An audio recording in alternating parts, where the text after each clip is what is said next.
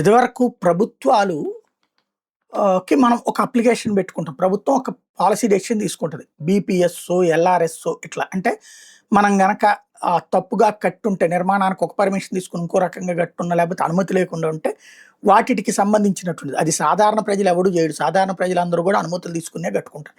పేద ప్రజలు మాత్రం కట్టుకుంటారు. వాళ్ళకి అది రిజిస్ట్రేషన్ అయ్యి ఉంటే గనక వాళ్ళు ప్రాబ్లం లేదు.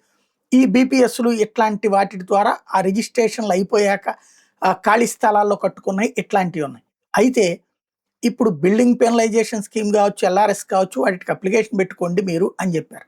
కానీ పొలిటికల్ గవర్నెన్స్ అంటే ఎంత దరిద్రంగా ఉంటుంది.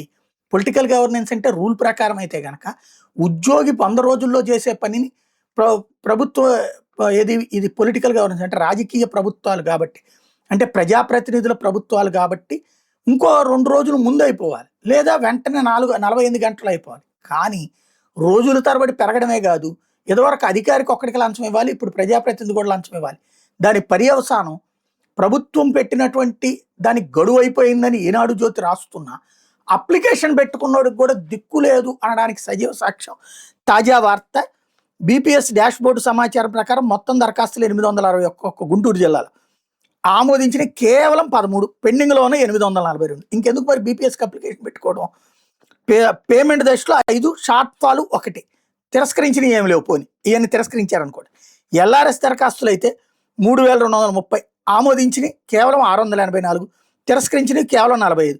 డాక్యుమెంట్లు షార్ట్ ఫాల్ అంటూ 401 ఆపారు. పేమెంట్ పెండింగ్ అని 112 ఆపారు. సిబ్బంది వివిధ స్థాయిలో ప్రాసెస్లోనే 1988. ఇప్పటిదాకా వసూలు చేసిన పీనల్ అమౌంట్ 46 కోట్ల రూపాయలు ఒక్క గుంటూరు జిల్లాలో. అంటే ఏమనాలా?